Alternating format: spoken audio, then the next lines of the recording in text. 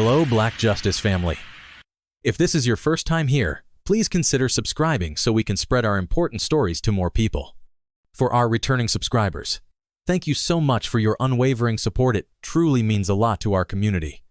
Now, sit back and join us as we dive into today's powerful story. Elijah, a 12-year-old homeless black boy, walked the streets of the city with a quiet determination in his step. His clothes were torn and faded, his shoes barely held together by mismatched laces. Every day was a battle, a search for food, a struggle for warmth, a fight to stay invisible.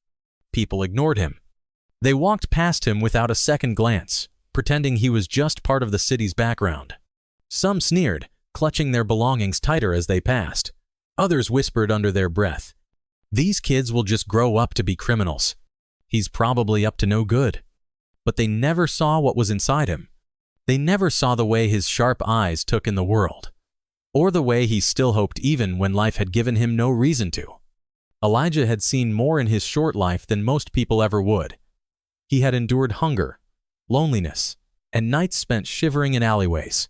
Yet, despite it all, his spirit had not broken. He still believed that maybe, just maybe, things could get better.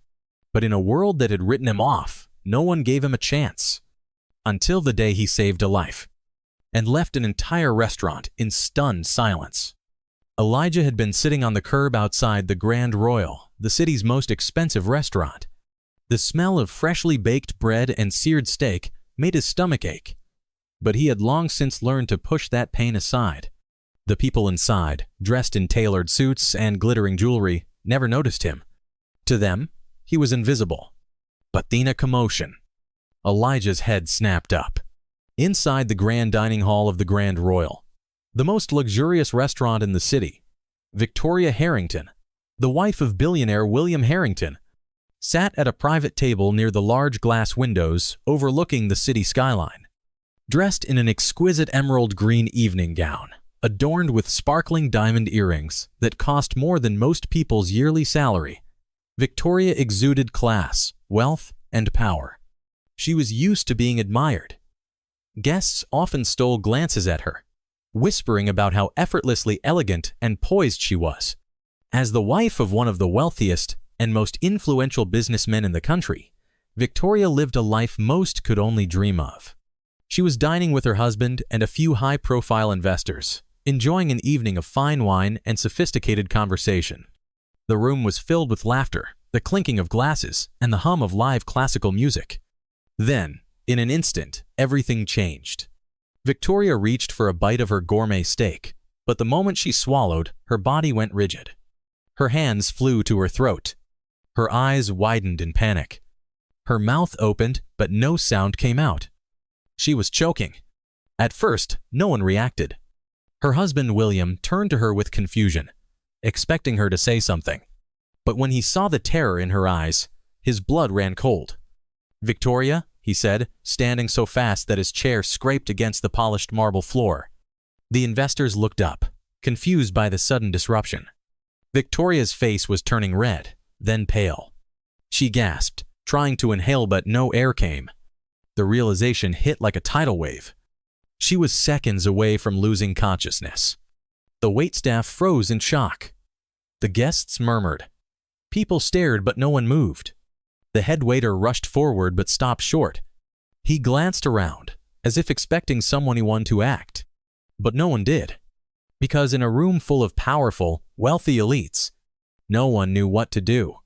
And outside the restaurant, sitting on the cold pavement, Elijah saw it all. And unlike the rest of them, he ran. Elijah did not think.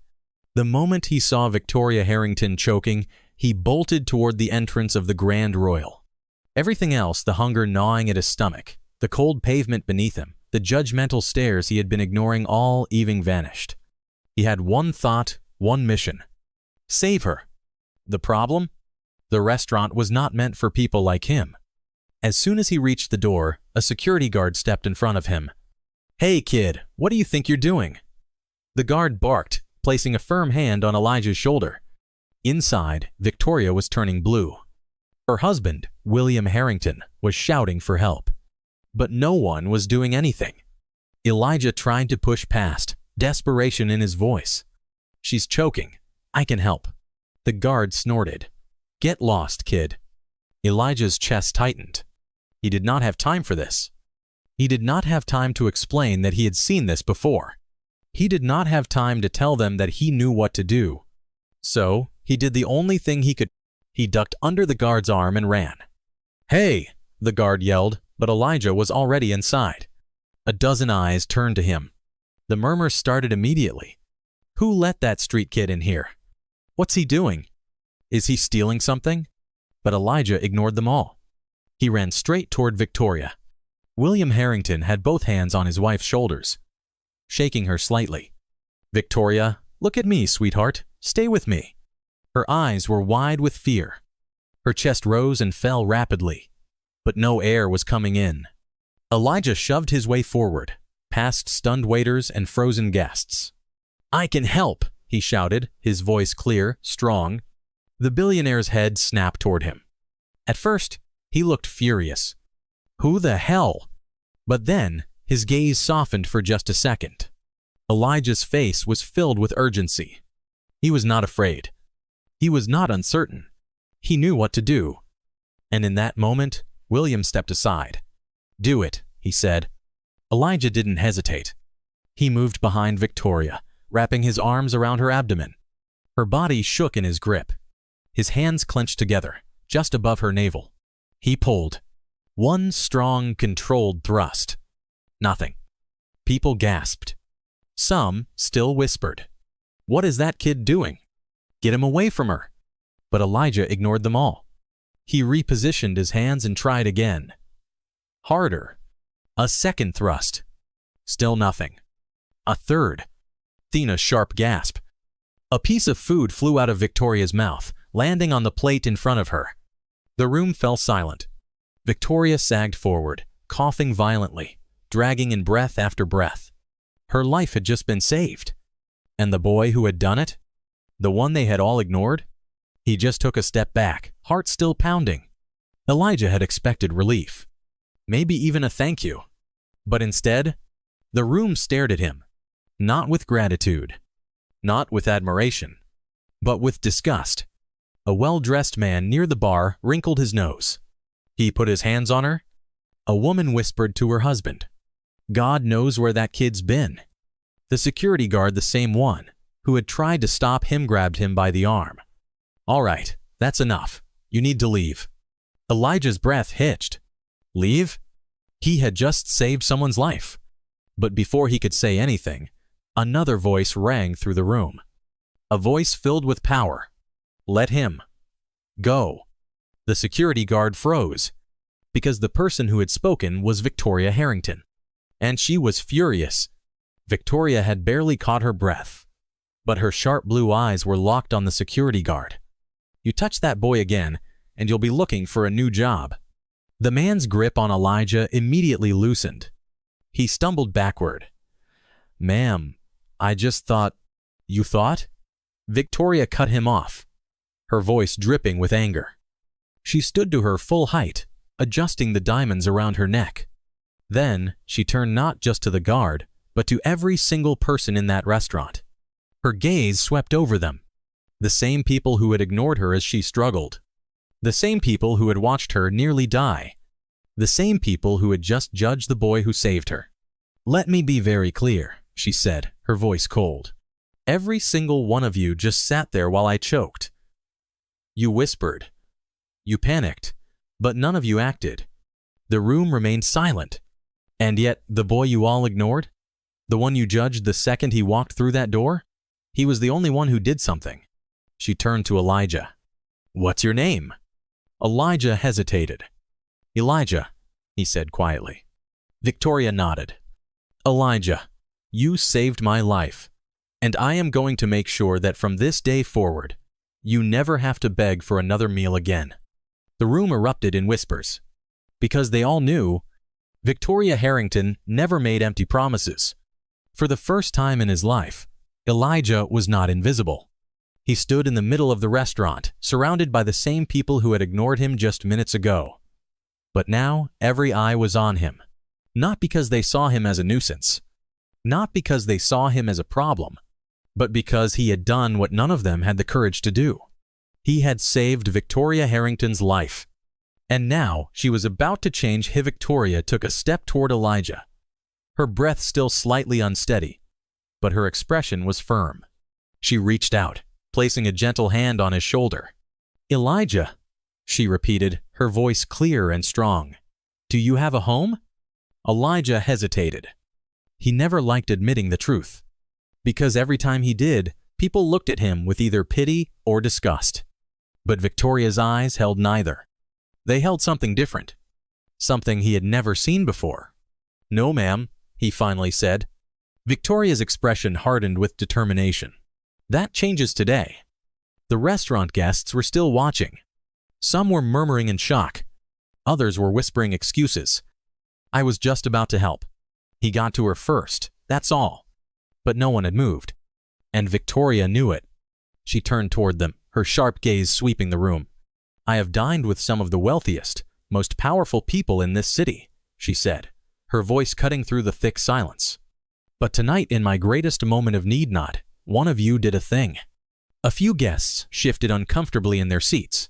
Victoria's husband, William Harrington, had been silent until now, but as he looked at Elijah, something in his expression softened. He walked over, standing beside his wife. "She's right," William said, his voice firm. He turned to the head waiter.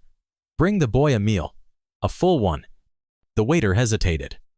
For a moment, it was clear that he did not want to serve a homeless child in a place like this.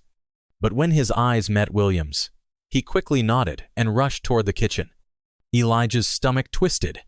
He had never had someone stand up for him like this before. And now, two of the most powerful people in the city were demanding he be treated with respect. The whispers around the room grew louder.